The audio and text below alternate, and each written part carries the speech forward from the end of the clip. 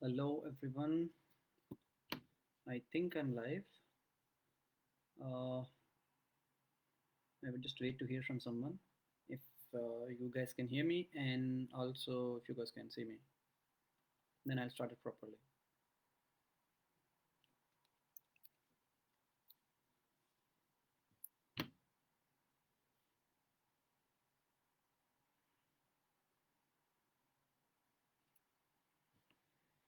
Uh, if you guys can see me and hear me, can someone please comment? Okay, that's good to hear. Someone just sent a confirmation that you guys can hear. Okay, and I'll just wait for like 60 seconds so that some more people can join, and then I'll start speaking. Good to hear. Good to hear.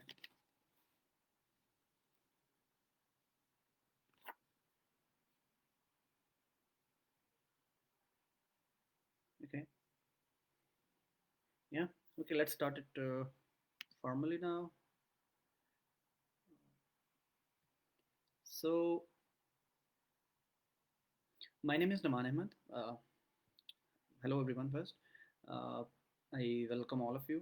Uh, Thank you for joining the session. So, my name is Naman Ahmed. I'm an Erasmus Mundus scholar, presently doing my master's in public health.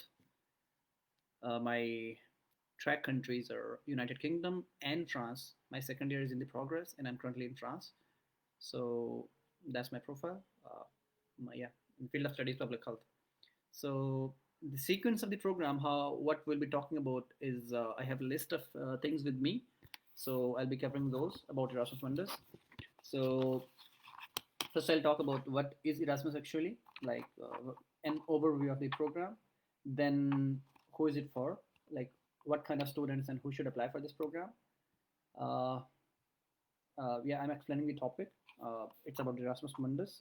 Then how you should select programs, like what programs you should apply for. That is something I would go for explaining. Then some important points about the program, like tips, do's and don'ts of the program. Then, like obviously, the most important thing: letter of motivation, letter of recommendations, then other documents, then application process, and at the end, question and answers.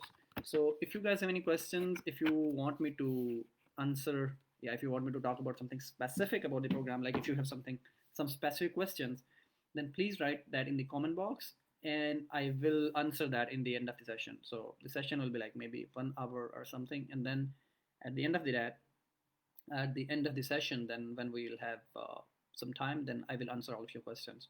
Uh, so no questions will be left unanswered. So please write your question and then I'll answer them at the end with your name, obviously. So I'll go. I'll start it formally now. Erasmus Mundus, what actually it is. The program basically it is a master's scholarship program, as the name says, Erasmus Mundus Joint Master's Degree. This program is for master's students. It is funded by European Union, their Commission for Higher Education. How it works is that basically you complete your degree in two or more than two European countries. That's why it is called a joint master's degree. For example, in some cases, you would study one semester in one university and second semester in some other university, and it goes on for like 4 semesters. But for some specific programs, like my program, you study 1 year in your first year country and second year in another country. So it just varies program to program. Uh, this is the basic overview. It is for master's students. Like after you have completed 16 years of your education, you can apply for this program. Like, and you will be getting a master's degree, which some people call it as MS degree, some people call it as MPhil degree. So it's different. But after you're done with Erasmus degree, you will have 18 years of education, and you can start your PhD right after it. Now, this is the basic overview of the program. Like, and what does the program offer? Yeah, that was something which I missed earlier. Uh, the program basically covers, like, it's a fully funded program. It covers almost everything. Uh, the total grant for the scholarship is 46,000 euros. If someone gets the scholarship, you will get 46,000 euros. How is that divided? Is that you'll be getting 16,000 euros will be paid towards your fee, and then 30,000 euros will be paid directly to you. Like that includes your stipend, your travel allowance, your installation costs, and everything like that. So roughly, you'll be getting 1,000 euros monthly, roughly. So which like 1,000 euros is the monthly stipend. That's the basic overview of the program. Who is this program for? So if you're a student who has done his bachelor's, uh, if you have completed 16 years of education or like a bachelor's degree, then and you plan to apply for masters, then this program is for you. You can apply for it and you can get a scholarship if you have a good profile, obviously. So yeah, anyone who has a bachelor's degree and they want to go for the masters, that then this program is for you. Yeah. Uh, this is the profile of a person who can apply for this program. Like if you want to go for bachelor's or PhD, then this program is not for you. This scholarship is not for you. Then you will have to look at other options. Mm, program selection. Okay. Uh, this is one of the questions which is asked mostly by like students, new applicants. They say like I would get a message, Hinaman, how to select this program. How can I select a program for like say psychology, say public health, or maybe sociology? How can I select a program for this? So what you have to do is you don't look at the name of the subject when you apply to this program or when you select a program. You rather look at the title of the programs. You go to Erasmus Catalog, like there's a link. If even if you Google it, Erasmus Program Catalog, then you will find it easily. There would be 100 programs. This year Erasmus is offering 100, exactly 100 programs. So how it works is that you go to that program, you click on like find option of your browser, and then you select, then you write the words which you're interested in. For example, students of sociology, they can write society, SOCIETY. When they will write it, they will find certain programs which are related to sociology. That can include social status, that can include maybe social studies, social sciences, and anything which is related. You won't find a program which exactly says masters in sociology, and you won't find a program which exactly says masters in geography. So it just varies. The titles are important. You have to focus on titles. The titles are usually relevant to what you actually the program you'll be applying to. So uh, if looking at the titles, then there are two sections of the title.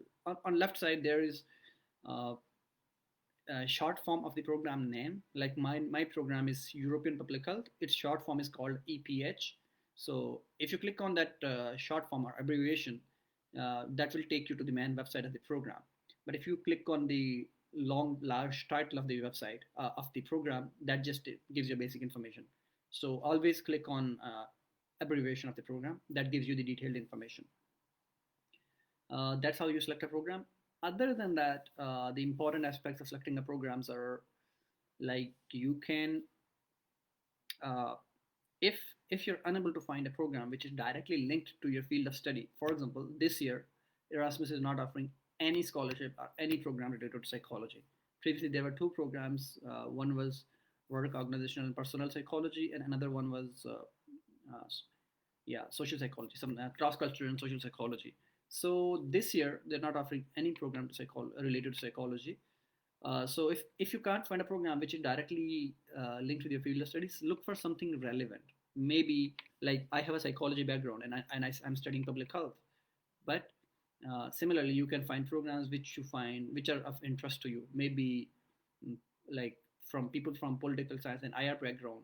Maybe they can go for international studies. They can go for public policy and things like that. It just you just have to be you just have to be like uh, really open when you're selecting a program. The second step after that is you go to the website, you go to the main website and you study it. You study the website like from scratch, literally. Like you open it, and from first page to last page you study everything from the website.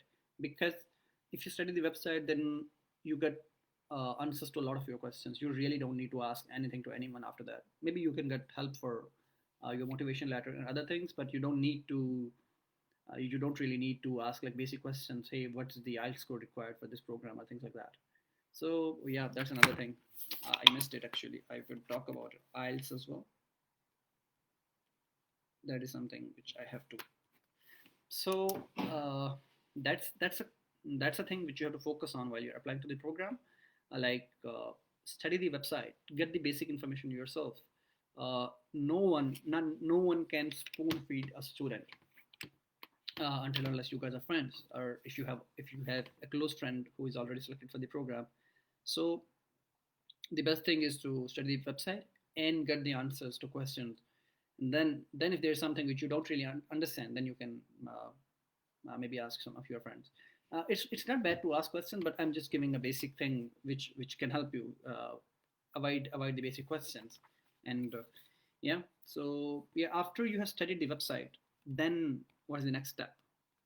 Like these are a few important points I'm going to talk about. How you start applying for the program.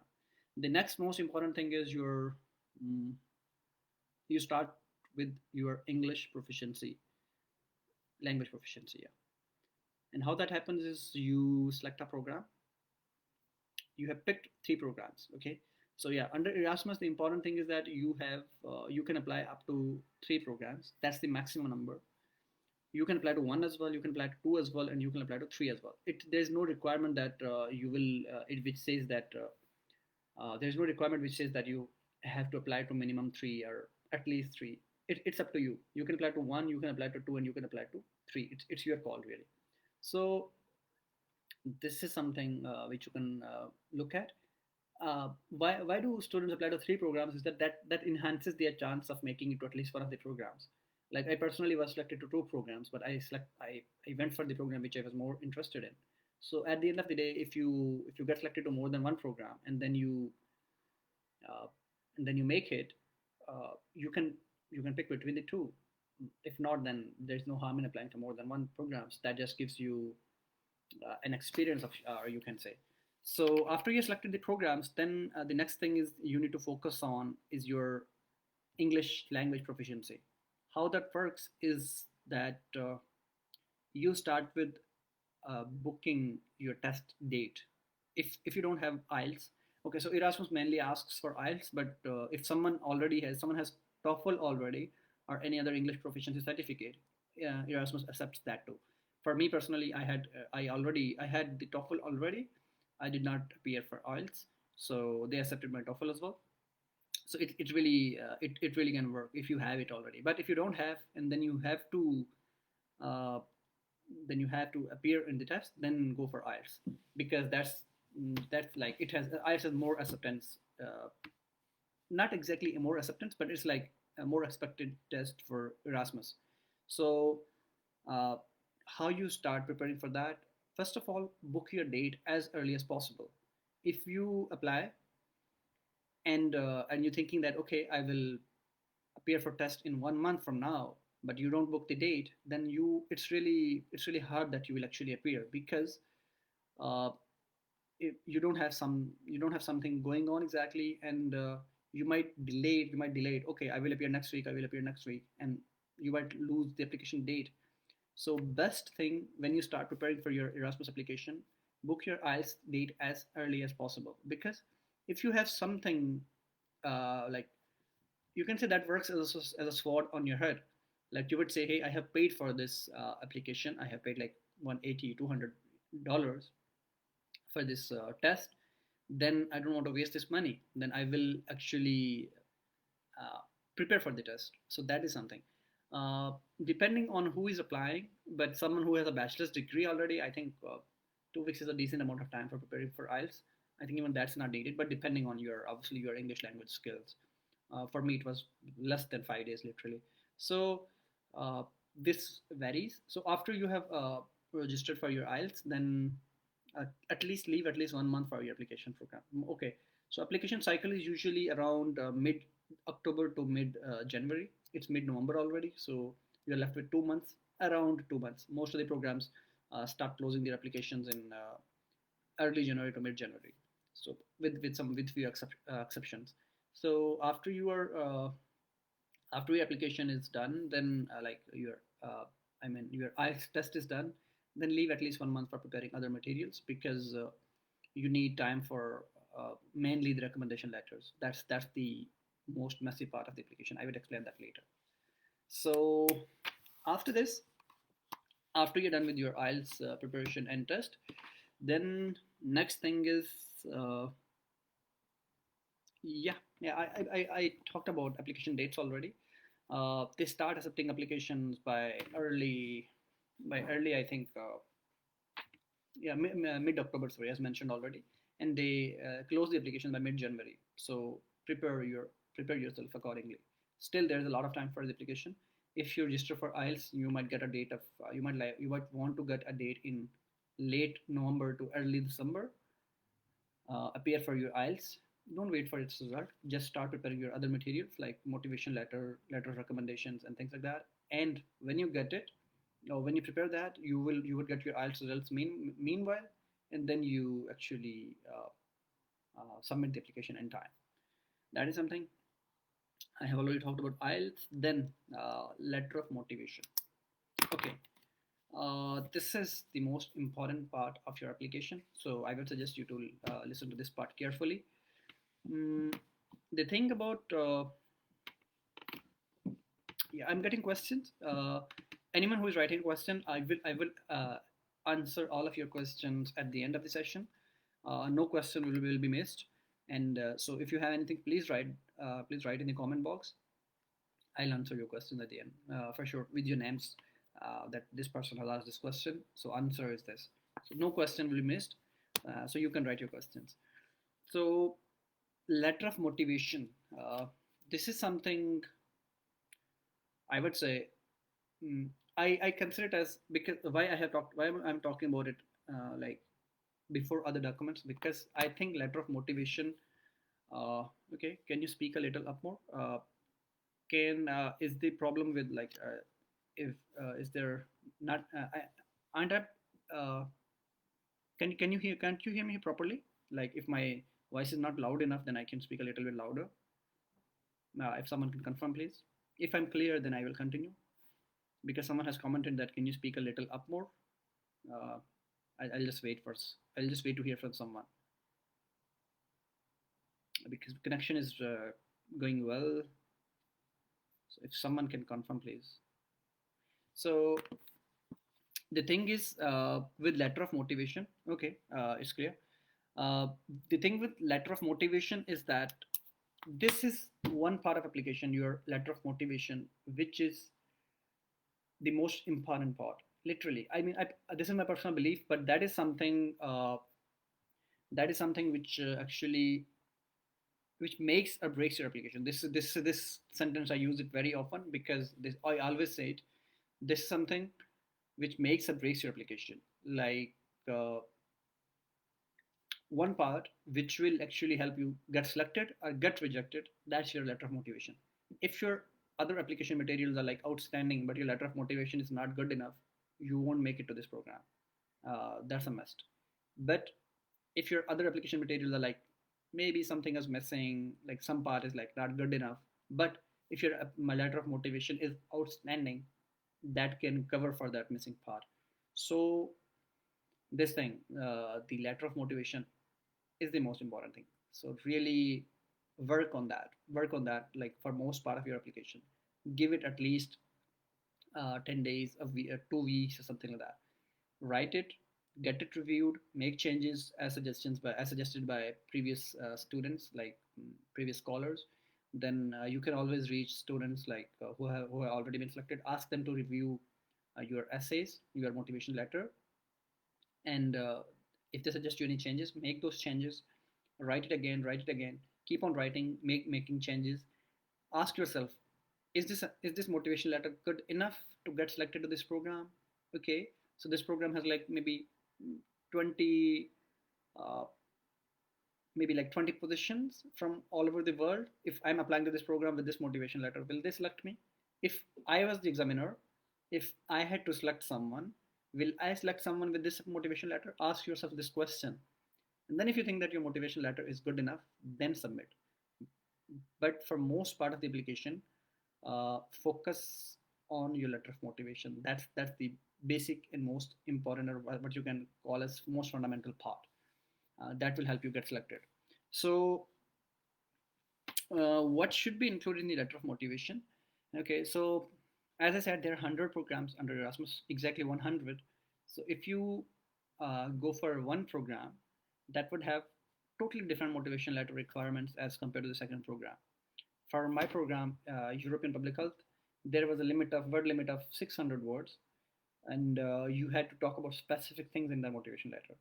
Some programs have a word limit of 1,000 words, some have a limit of 500 words. So it actually varies for each program of study. So how you have to write is that when you're writing an application, uh, in that they have like specific requirements or expectations from your letter of motivation. They say, okay, they have mentioned that what you should write in your in your letter.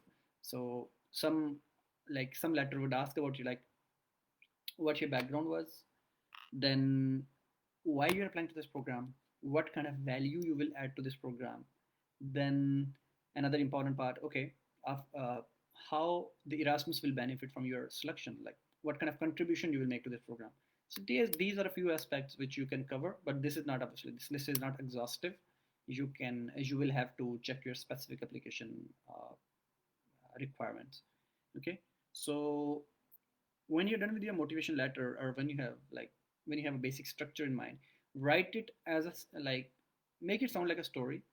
Tell them something interesting. Okay, hey, this student is coming from maybe like that far-flung area of Pakistan. He has something to tell us. If you have like that boring story where you would be presenting yourself as a victim, then they don't really bother. Because, and yeah, that's a basic thing. Please, I mean, this is main issue which I see with most of the applicants.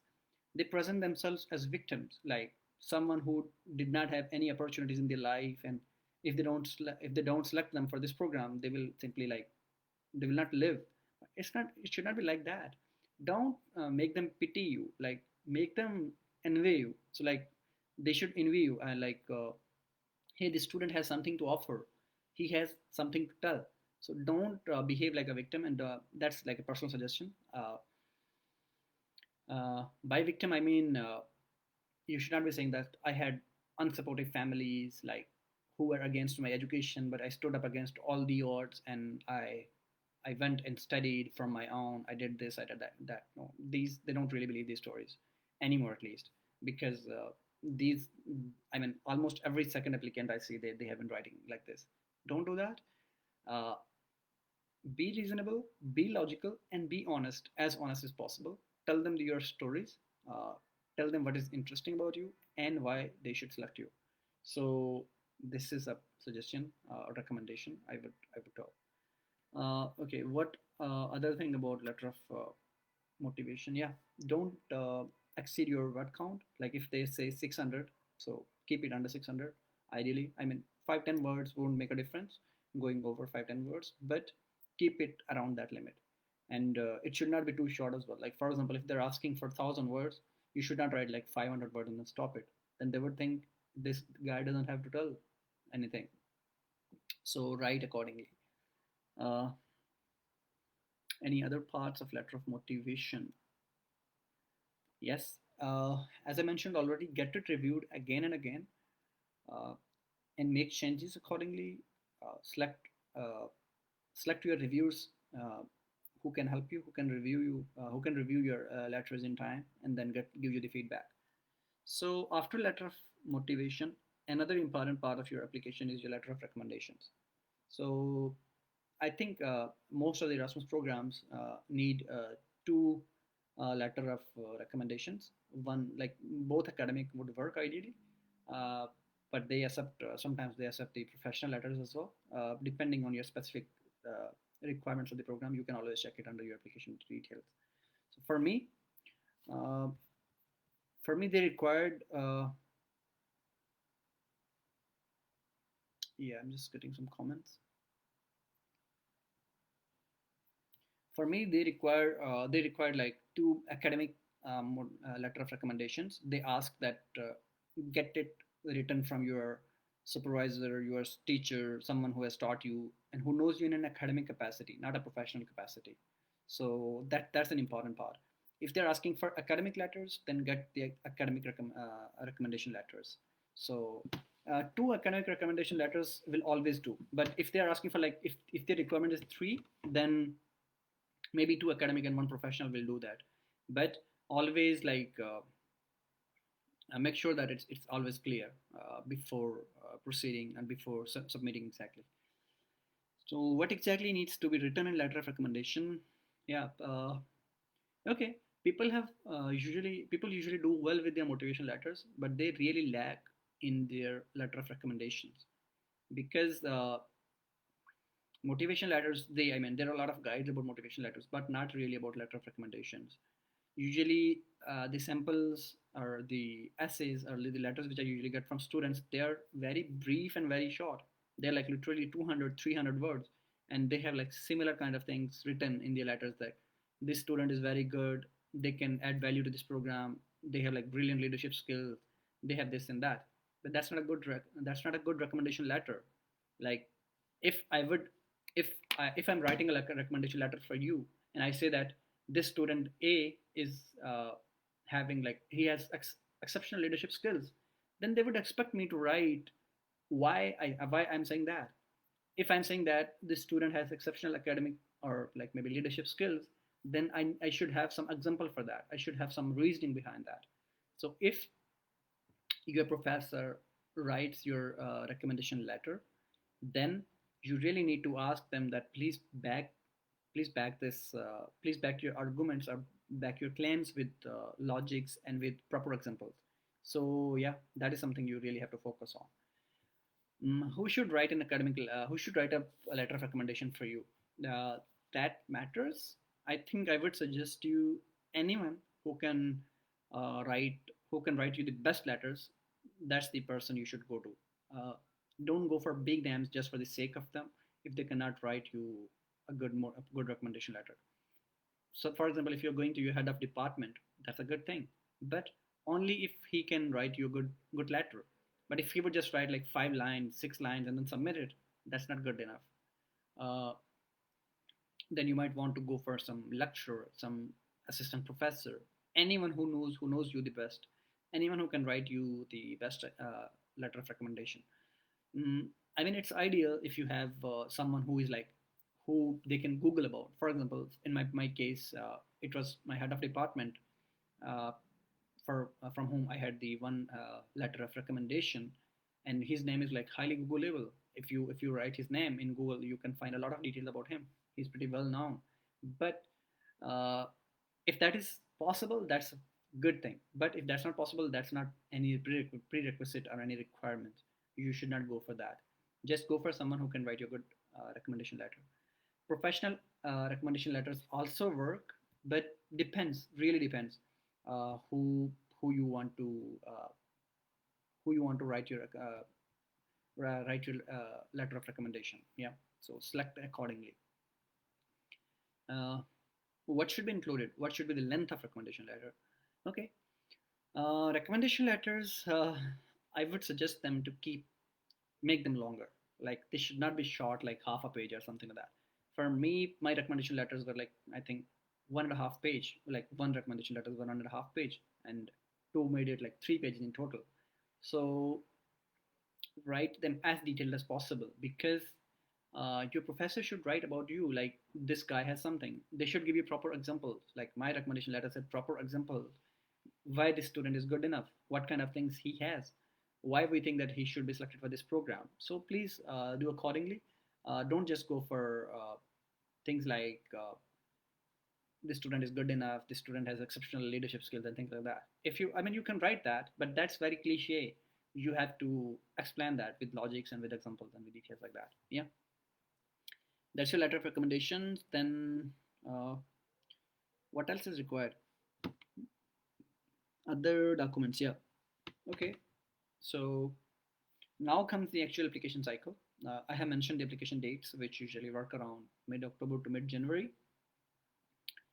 Uh, Other documents which are needed include your CV, your residence certificate, uh, and few other documents which vary program to program. So I will explain with the CV. So for Erasmus, usually they uh, like most of the programs, they ask for a Europass CV. Europass, that's the name. If you Google it, Euro Pass, PASS Pass. So Europass CV is usually required for Erasmus because this like a standard CV format which is used in Europe. So this, you should go to the website. It's really easy. They have like the simplest kind of editors for CV. You should input your details. You should input your education details, your job details, your language details, and things like that, and you would get a CV made already. So, and it's a pretty good format. Uh, that's the thing which is required. So, I mean, you can get samples. I'm sure that if you go to these scholarship groups like Scholarship Network or Erasmus Mundus Association Pakistan, then you would see that there are like, I think, dozens of samples already who are these like previous scholars and previous seniors. They have actually posted it online, so you can easily find the samples. Then another thing with that is what what should be the length? Okay, mm, it's a CV. It's not a resume. Resumes are usually short. So ideally, the best thing is to have 2 pages, uh, because I know the format on Europass format. You cannot have a CV of 1 page because it's like, even if you just put the education details, it just becomes 1 page. So 2 pages is like the ultimate best. With that, you will have professional experience, your educational details, and things like that.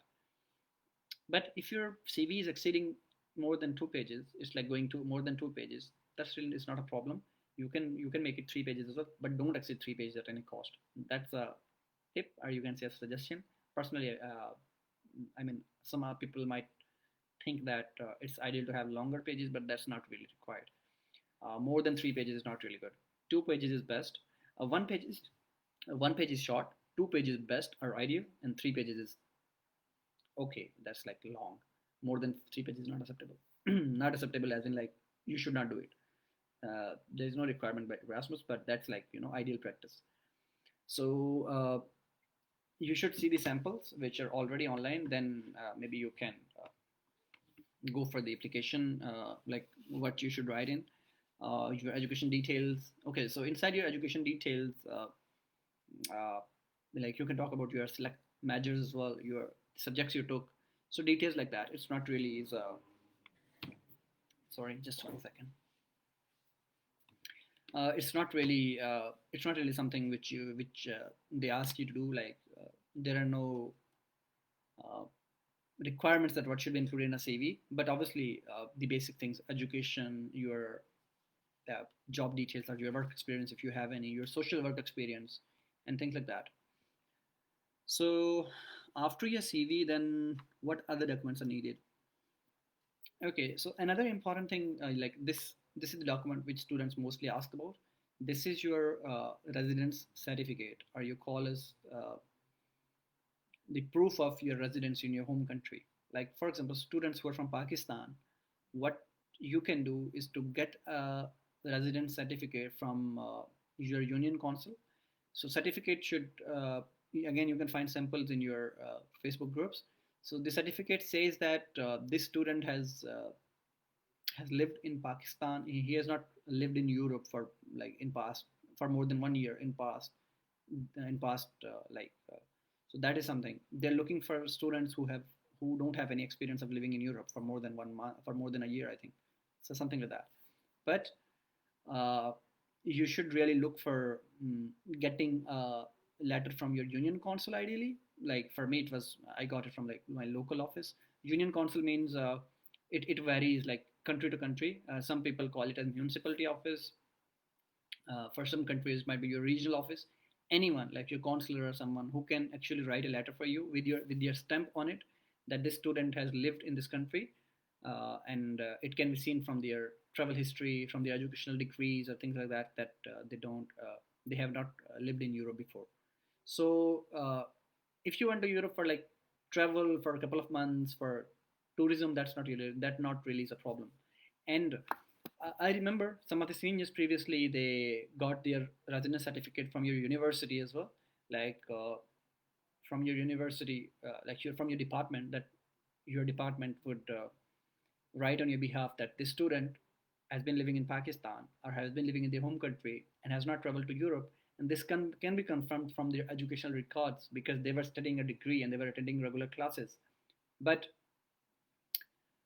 Most of the programs accept that certificate as well, but I know a few programs which will not accept resident certificate from your university. For example, public policy program, MAPP, Masters in Public Policy, that they don't accept the recommendation letter, or sorry, residence letter from your university. They would ask that uh, please get it from your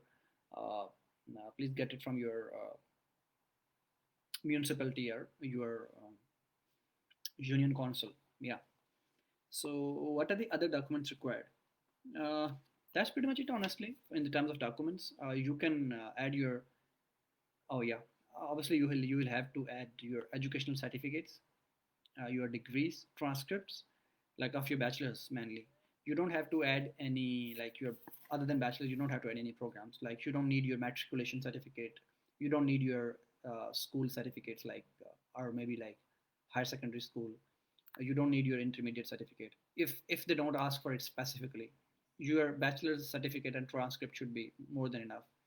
So, and when you're inputting details in the application, then you just need to input the details of your bachelor's degree, like your university details. School details and college details are not needed.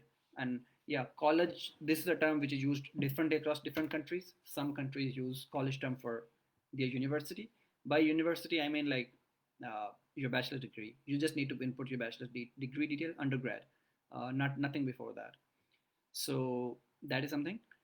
Then, yeah, you can add certificates, like certificates of your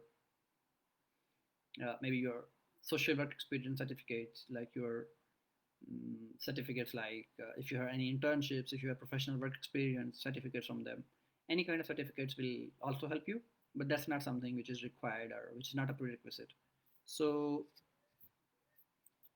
yeah, then this is something. Other documents. Okay, then comes the application cycle or application materials. I have already talked about application cycle. It works around mid October to mid January for most of the programs. Inside your application, okay, Erasmus has one of the simplest applications I have ever seen. I have applied to like more than 20 programs literally in past few years. That includes uh, I mean, it includes Fulbright, it includes Endeavor, Commonwealth, and everything. Erasmus has one of the simplest application programs. I can say it on my. Uh, I have a few more topics in my mind related to this program. Let me please add that.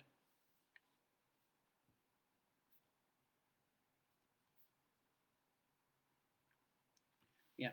So the application cycle is really simple.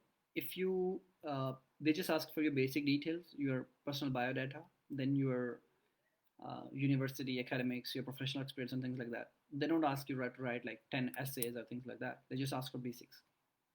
So there's application. Mm, what do you call that? Yeah, the application is really simple. So uh, you can do it like in short time as well. Like, but I would suggest you to at least give it what decent time, like give it 1 month or so. So after your application, okay, I have already talked about funding, but I would again discuss the details. The program, what this program offers you, uh, the the program is fully funded. It literally covers everything. You don't have to spend a penny when you're studying.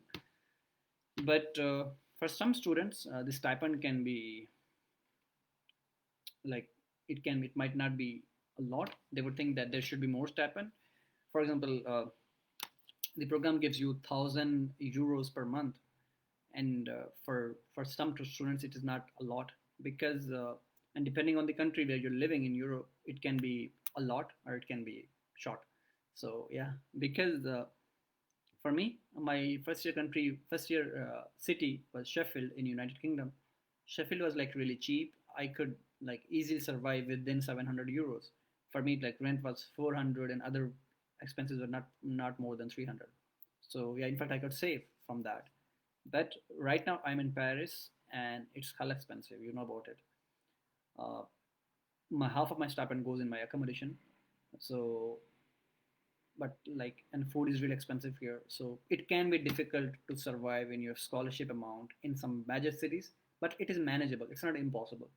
If you're not partying and if you're not living a luxury life, I mean, obviously at the end of the day, it's just it's just a student.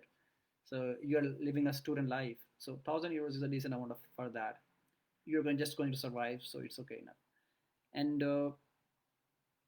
uh, you'll be getting like 46,000 euros in total. Of those 46,000 euros, 16,000 euros are paid directly to your universities in terms of application, in terms of your tuition fee. You'll be getting 30,000 euros in your hand, like 1,000 euros each month, and then travel allowance 2 times. So it just works this way. Uh, Other than that, funding, like the funding is decent, honestly. It's not a lot, but it's like decent. Uh, it's a little less as compared to other programs. Maybe like if you compare it with Australian Awards or Australian Endeavour, or if you compare it even with Fulbright. But the thing is that there are many other benefits of this program. Uh, Life on Erasmus, how the life is like. Okay, so it's not really easy. I mean, it can be, maybe it might be cool for you to listen or cool for you to hear that this student is studying in Europe and he's studying, like maybe he's traveling a lot, he's getting to see 20 countries in 2 years. That's really cool. But it can be really challenging. It's not really easy, really. I mean, uh, if you're not someone who loves to travel, then it is going to be a problem for you because and yeah, by travel it's not like I mean, we all write on our Instagrams that hey, I travel enthusiast here, I'm a traveler, but actual traveling is really difficult. You have to get out of your comfort zone, and Erasmus asks you to get out of your comfort zone because you have to change your country every 6 months, every 4 months. Uh, Obviously, varying on the program. For me, it was 1 year in 1 year in one country and 1 year in another. That was really easy, but it can be difficult to adjust in a European country where people don't speak your language, where culture is different. It is difficult to adjust there in 4 months or 6 months. And then all of a sudden, since you just, as soon as you start adjusting, your time is over in that country and you have to go to another country. This can be cool, this can be challenging depending on your own perspective, but mobility is a challenge, exactly. But that's the purpose of the scholarship. They want to promote the culture, they want to improve the cultural assimilation, they want to, like, they want you to experience that firsthand, that how this life is lived. So mm, other than that, life on Erasmus is, I mean, obviously for me it's not good enough because COVID, everything is impacted. Everything has been impacted because of COVID, but it's okay. We are living, and it's, I think that's part of life. You don't get exactly as you desire always, but it's good that you get to travel, you get to live your life independently for 2 years. You get to travel, and obviously you have, right, with your degree. If when you finish your degree, you're studying, and all of a sudden you can tell anyone, "Hey, I have traveled to 20 countries," and they're like, "Wow, that's cool." So that's an important aspect as compared to other scholarships. They don't give you this benefit. And Besides that, someone might ask me that what's the thing with accommodation? Erasmus does not offer you accommodation. They just pay you. They just give you your stipend of 1,000 euros. Then you have to manage everything in that. You have to find your accommodation and manage that. You have to do your food in that. Like everything, you really have to do with your own stipend. So you can live at your university dorms. You can live at your like private accommodation. It's really your call. They don't say anything. Like for me, in my first year in UK, I was living in on a private apartment. It was pretty cheap as compared to university accommodation. And here in Paris, I'm living in like a student accommodation. It's a studio, so it's not a lot as in terms of prices in Paris. It's really cheap, but yeah, it's good enough. So you can always find by yourself. It varies country to country, but it's not really much of a problem to find accommodation uh, if you're willing to spend, and if your budget is decent. Yeah, so that is something. And some students always ask me that if we have to go back to our home country, what's the life after Erasmus? What are the prospects? And does Erasmus ask you to go back to your home country? Okay, no, Erasmus does not ask you to go back to your home country. If you plan to settle in Europe, you can do that depending on your programs and your if you get a job. Most of the countries in Europe, they give you mm, work visa, or you can say job search visa after your masters. And if you find a job in 1 year or so, you can live in Europe. For example, my second year is Paris. Right now I'm here. Oh, sorry, my second year country is France. So after I get done with my degree in July 2021, then they will give me 1 year of post-study work visa. I need to find a job in that, and then if I found a job, then I can stay here. But it depends on your preferences. If you want to go back to your home country, you can do that. That's really is not a problem. Yeah, and obviously it's just your own preference, what you want, and how you want to do with things. Yeah. So yeah, this is something which I had in my mind. I need to talk about life after funding. Uh, there's no comparison honestly in terms of Fulbright, but few students ask me if it is good enough, like if it is very good, so if it is similar to Fulbright or not. Fulbright, I think that's a totally different scholarship. This is a different scholarship. This can be challenging as compared to Fulbright, but I think each scholarship has its pros and cons. It has advantages and disadvantages. So for this scholarship, the attribute is that a good thing is that you don't have to go back if you want to settle here. Fulbright asks you to go back to your home country, but uh, there are a few things which Fulbright offers that Erasmus doesn't have. So there is not any comparison really. So it just depends on what you like and what you don't. So that's that was something. Do's, what to do and what not to. Okay. Uh, I mean, I think I have been talking about what to do, like focus on your motivation letter, focus on your recommendation letters, write them good enough, get selected, come here, enjoy your life, live it, and then like study. That's good. That's a good thing. But mm, there are things. Don't delay your application. Don't wait for it. Like like uh, like don't think that I'll get registered for IELTS like next week. Don't do that. Do it right away. Maybe do it tomorrow. If you are serious about applying, then apply. So this is something which you should not do. Uh, don't delay it. And I would suggest get your application and your materials reviewed from someone, from some senior, some student, depends who you have in your circle. So these are few things. If I would just wait for a minute, if anything comes to my mind, then I will talk about that. Otherwise, I will continue with questions in a few minutes. Yeah, I think I'm getting questions.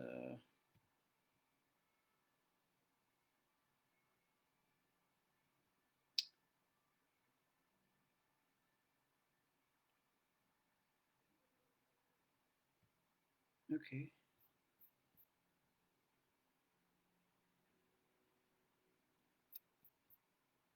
Yeah. So I'll go to the questions now. I think some comments got lost. I can remember that someone was talking about European public health. Someone was talking about I can't see the comment, but I remember there was a comment about public health. The student was saying that they have a public health background, and they want to apply for it. The program name is European Public Health, Master in European Public Health. You can check that on the program website, and you can apply for it. It's really the same process for every application. So can I apply for study medical at UK? Uh, okay, someone asked this question, but I'm sorry that this program does not offer any medical programs. There are programs which are like health sciences related, or you can say allied health sciences, but not exactly the medical. And this was not the scope of this session, so my apologies about that. My question is, how do I apply for a Turkey government scholarship? Muniba is asking this question. Muniba, that is not this session is about. I'm sorry about that, but just to answer you briefly, there is a scholarship called as Turkey Bursary. So that's a Turkish government scholarship they offer every year, like I think around this time, and it's an easy scholarship. It's an easy scholarship as compared to Erasmus or Fulbright. You can apply for it and you can make it if you have like a decent profile. So it doesn't really matter. So what does a good profile look like? Yeah, okay. Aisha asks this questions.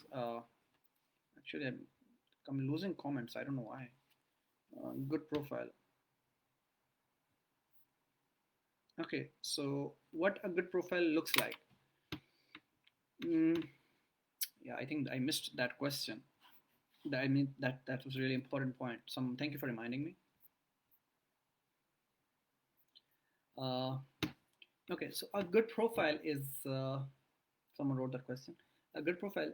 There's not really a black and white answer to that, but if you have decent grades, if you have like decent application, and if your motivation letter is good enough, and if you have a bachelor's degree, then you can apply to this program.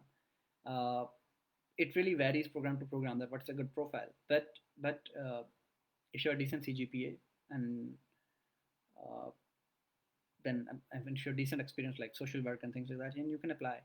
And if you're lacking in something, for example, maybe you say that I don't have a good GPA, then your other materials can cover for that. For example, a good work experience, good social work experience, or a good motivation letter. You can explain that. That can cover the like discrepancies in your profile. So yeah, IELTS is required for Erasmus. You may help some folks here. Yeah, I have already talked about IELTS, Aisha. Then Alice says, can we apply without IELTS with university English proficiency certificates and Duolingo English certificate being accepted after COVID-19? Ali, I'm not really sure about that. Some programs might accept it this year only, but it's not something I would suggest. I would suggest to go for IELTS because now IELTS applications or now IELTS tests are open. So I would suggest you to go for IELTS as well. But if you really want to clarify that, then you can email your coordinator, program coordinator, ask them explicitly, and if they say that you can do that, then you can. So and okay, thank you for your comments about that. It's audible, it's clear. Okay. Uh, Then Daniel says, is there any application fee for applying for Erasmus Mundus scholarship? No, Daniel, there is no application fee. It's completely free. A few programs, for example, I think a few programs have like 30 euros, I think, application fee, but there are, I think, only a handful of programs. Like maybe out of 100, there will be three or four programs. I remember there was a program last year which had an application fee of 30 euros. It was called G Minds, but it's not offered anymore. So most of the programs don't have an application fee. What to write in a motivation letter? Minhal asks that. Minhal, I think I have answered that question already. Motivation letter is just every program has different requirements. You just need to write about things like your background, like your story, what is interesting about you, what kind of value you will add to this program. But focus mainly on what your university or what your application asks about, that what should be included in a motivation letter. They would mention it very clearly that what they expect to say in your motivation letter. So please write accordingly. I'll be having my final exams around mid-January 2021, but I won't be having my official degree, of course. And the program I'm interested in have a deadline around the end of January. Will I still be eligible in this transcript? Ima is asking the question. Ima, if you can finish your uh, if you can finish your degree by January 2021, and if you get like uh, what do you call that? And if you get your degree before start of your program, like maybe by late July or August, then you can apply for it. You don't really need to have a degree at the time of application. But if you get your official degree by June or maybe July, then you can apply for it. Uh, at the end of the January deadline is for your application, and if you have a transcript, that's completely fine. Just go ahead with it and apply for it. Yeah, but make sure that you get your degree before your program starts. Mm, and there's the name Ugo Chukwu Jude. It says, hello, I joined shortly. I would like to know if economics graduate can apply, and is it a fully sponsored scholarship? Yes, it's a fully sponsored scholarship. It's a fully sponsored scholarship. I'm not sure if there's any economics programs, but you can check the catalog. There are different programs you can apply to them. You might find programs which are relevant to your field of study. So there are definitely some. So not might not be exactly related to economics, but you can definitely check that. Then okay, will you be able to review them if we send them up to you? Minhal says, Yes, I can do that. It might take me some time to get back to you. I can be lazy while replying, but I can definitely review them. If you give me a decent amount of time, you can send me your letters anytime, and I would love to review them for you. That's not a problem at all.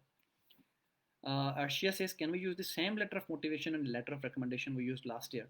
Arshia, if you are not selected with the same letter of motivation and same letter of recommendation last year, then I think you should change it at least a little, because if you're not selected based on them, then you need to come up with something better, I think. So yeah, I mean, you can use the same, but if nothing has changed significantly for you during this time, then I would suggest you to rewrite them, make them better. Can you clear the difference between the recommendation letters? Minal, I did not get your question. Uh, can you clear the difference between the recommendation letters? Uh, okay, recommendation letters is like they are different from motivation letters. Motivation letter is like your personal statement, your statement of purpose, but uh, recommendation letters are the letters like reference letters. They are written by your referees or your recommenders, like your professors and your academic teachers or thing like that. Okay, and there's like really an awkward comment on the in the comment box. It's okay. Yes, you can apply. Do we include? Okay. Minal says, yeah, a lot of questions, Minal. Do we include extracurriculars in CV? Uh, I mean, you have to include them somewhere, obviously. Uh, if you extracurriculars and co-curriculars, if you include them in the application, then no need to include them in the CV. But if they're not there is no section in the application, then you can include them in the CV.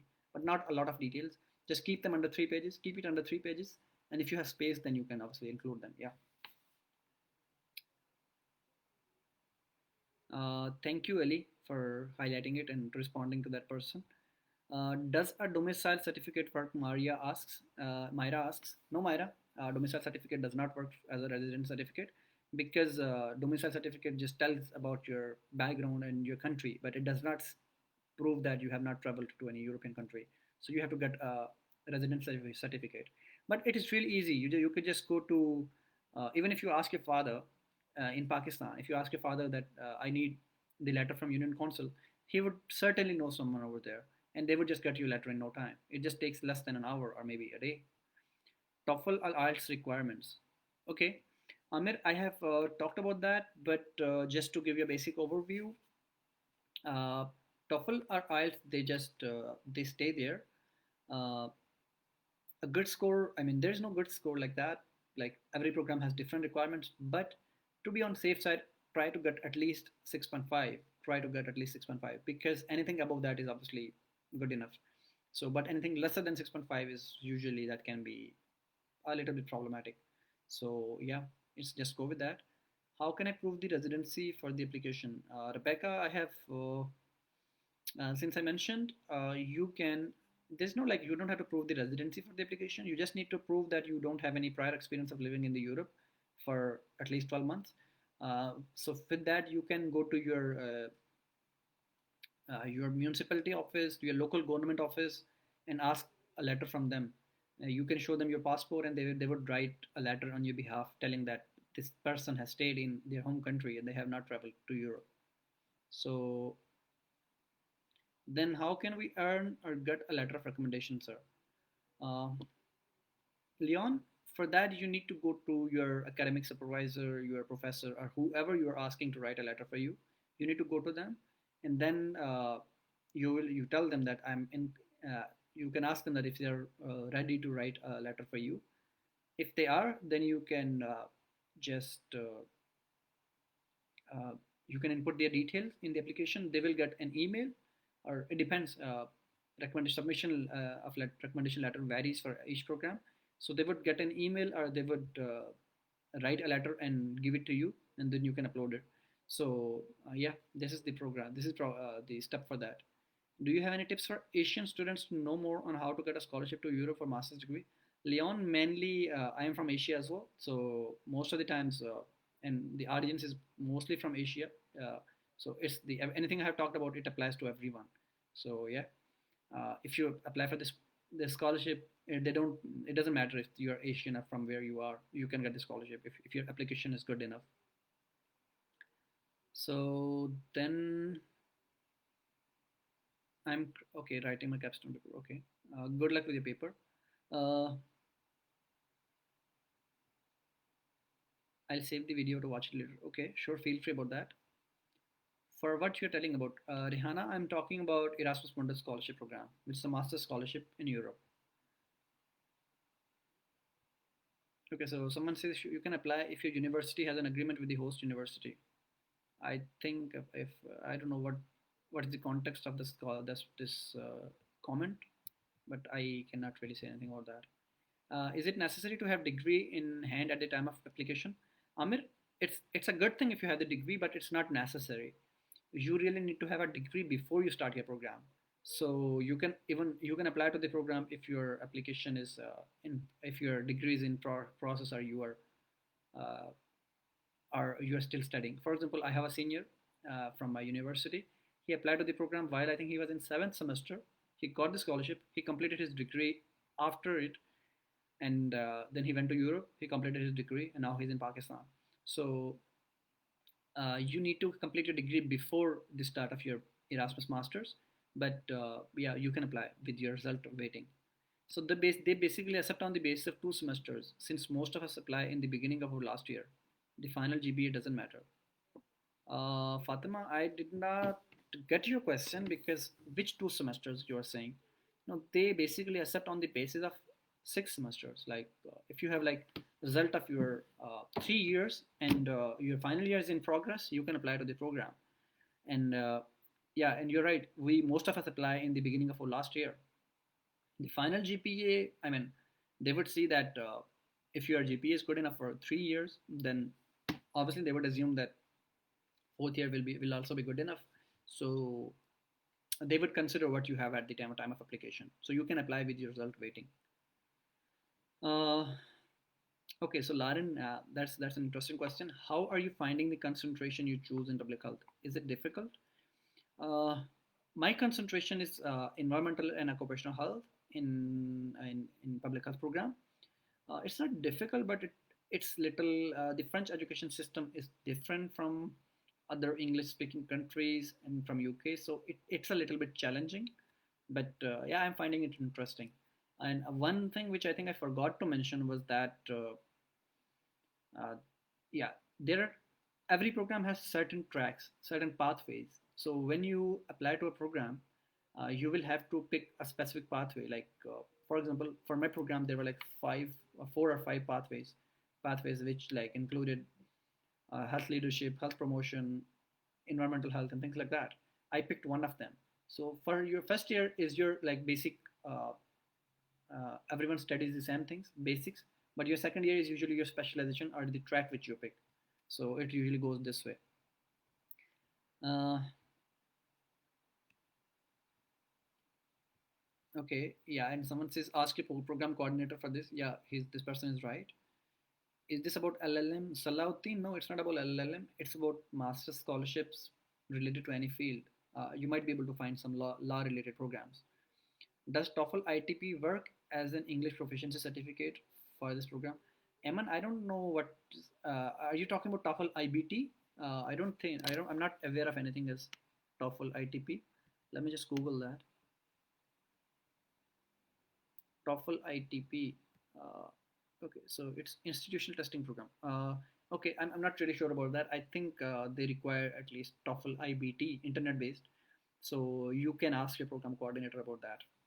Also, Lauren asks, is it easy to get an internship in your second year of European Public Health? Okay, now that is something that really has hit me on my nerves because I'm currently in the process of securing an internship. It can be challenging, and COVID hasn't helped at all. It has even worsened the situation.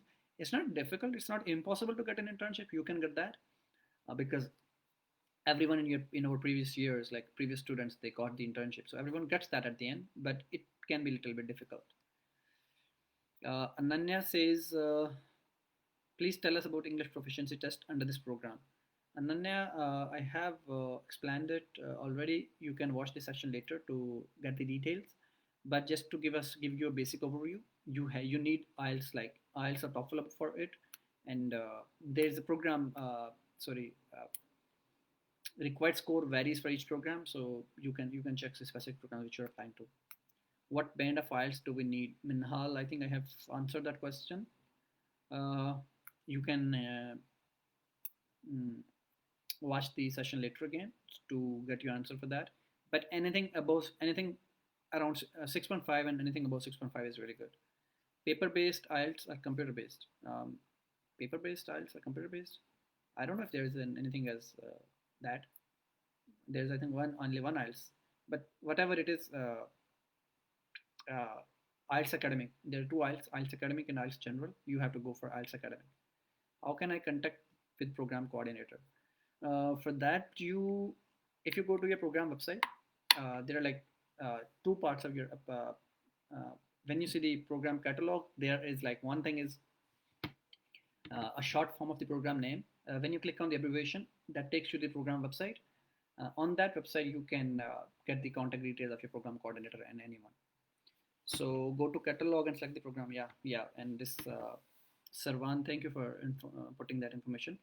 Thank you. That was helpful, Eman. I'm sorry. Thank you for that. Arshia says I was shortlisted for an interview. Okay, if you were shortlisted for an interview, then that means your application was good enough.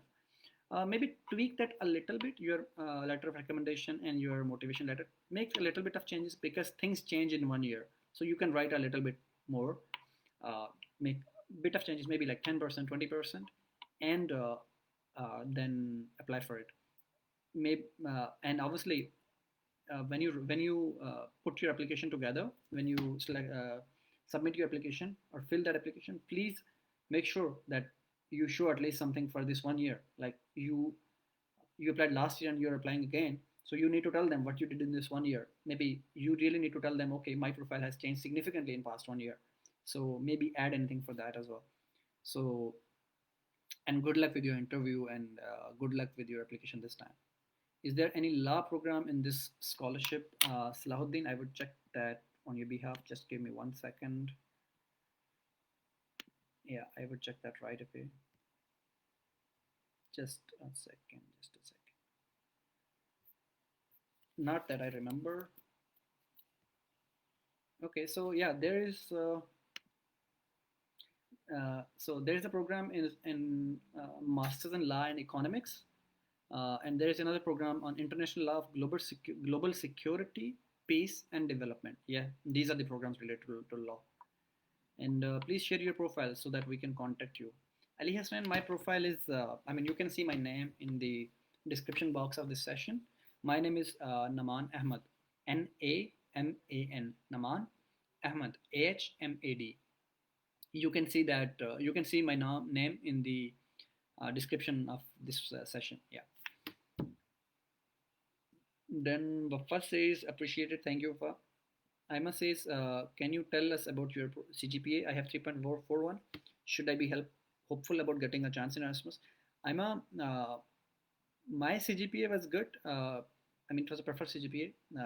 I had a 4 by 4, but 3.41 is a pretty good CGPA. You can apply for that based on that. It's you can definitely. CGPA is not the only thing which matters in this program. If you have if your other application materials are good enough, you can definitely make it. And I would suggest you to apply for it. 3.41 is good enough. Yeah. Also, how to prepare yourself for an interview once you're shortlisted for a certain program. What do they ask in interview? I think interview is something to be worried about. Like, you don't have to worry about it now. If you're shortlisted, you can always reach me or anyone, any other senior, and they can guide you about interview. For now, worry about the application. Make a good application. Don't worry about interview as of now. You can always do that later. Should I ask for a letter of recommendation from my work experience? Is it good since I'm working there for almost 3 years? Rebecca, if they can write you a good recommendation letter, then definitely you can ask for a professional letter as well. If they can provide you a good recommendation letter, then you can obviously. Professional letters work as well. She thanks a lot. Thanks a lot. Yeah. Which email address should I send my letter of motivation to if I want you to review it, please?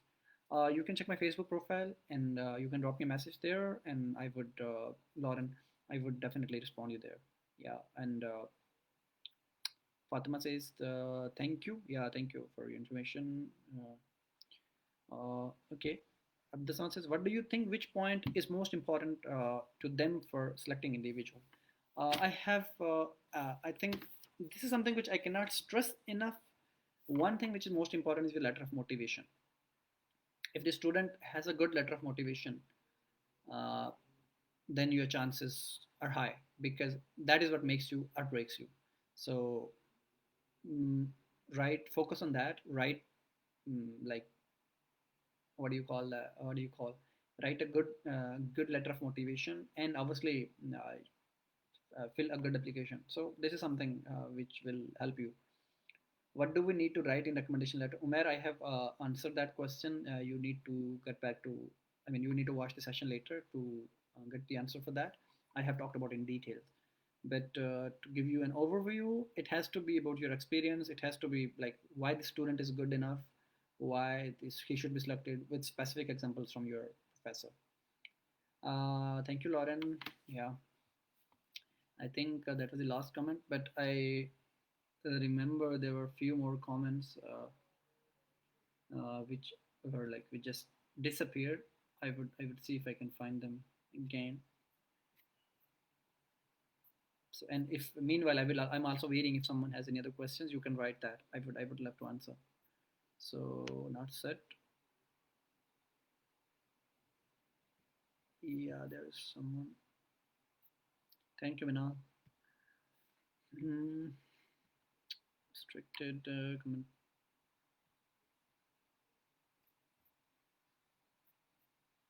Just wait for me for a moment.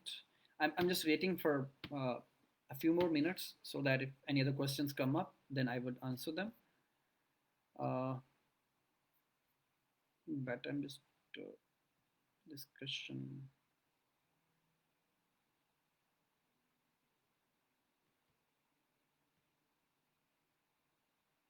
Okay, I cannot find any other comments. I think there were a few, but they just disappeared. I think in the start. But if I have missed anyone's question, I'm really sorry about that. But this is all I can see in my application in my comment section. Yeah, Aisha says, what's the deadline? Deadline varies for your program, but it is usually around mid-January, start to mid-January. You can select your specific program to go to the website and you can see what's the deadline of the program. Yeah. So I must say, is this program offers any scholarship for the students of English literature and linguistics? Okay, I can check that for you right away. Okay, so there's a program for children, media, and literature. For English language, I mean, there is no specific program as like that, but maybe for literature, there is only like children literature and media. For linguistics, there is a program, clinical linguistics. I don't know if that helps or not, but yeah. Ali, thank you so much. Fatima says, I'm Doctor of Clinical Nutrition, last year student. Fatima, there might be a few programs about nutrition. Just a second. Nutrition, yeah.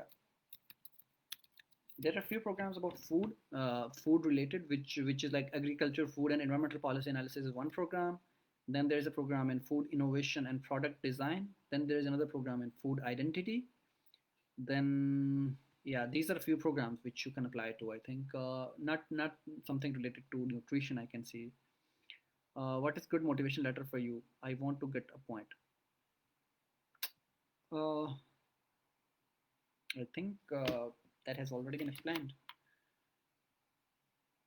A good motivation letter is which it tells a story. It is engaging to read. It tells that what is interesting about this person, what kind of contribution this person will make to the program, and why should we select this student.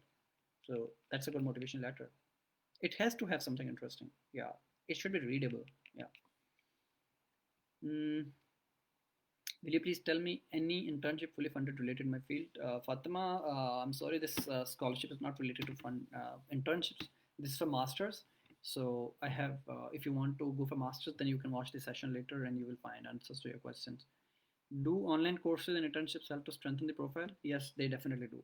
If you have any MOOCs, if you have any programs which you have applied to, if you have done any certifications, any internships, anything, whether that is online or offline, uh, just go ahead with them.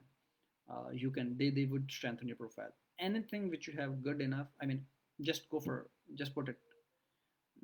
I got Erasmus Studies program from Michaelas Romeria University to Riga University, Latvia. Good to hear, Salim, that you're already studying on Erasmus. Fatma says, thank you, thank you. Is there any bond for this program? No, there's no bond for this program, Aisha. To return back to Pakistan after studies, you can always you can stay in Europe if you want to. There's no bond for the scholarship program. So I think that's pretty much it. I would wait for like 30 seconds to 1 minute if any other question comes up, and then I will close the session. I thank you so much everyone for joining. Thanks to you for really asking your questions. Thank you for watching, and like, yeah, and thank you for making it an interactive session. Uh, Anyone who wants to watch it again, they can watch it on the page of scholarship, like the scholarship page of scholarships corner. You can go to the page and you can watch the session anytime. It's all it will be there. So mm, you can watch it anytime. uh, any scholarship without IELTS, please, Niqab, not that I'm aware of. So Erasmus is not without IELTS, so I cannot talk about other scholarships. So yeah, sorry about that. So that's all, I think. Thank you everyone for watching. I'll be closing in 10 seconds. Thank you, Salim. Thank you. That's all. Okay. Goodbye, everyone. Goodbye.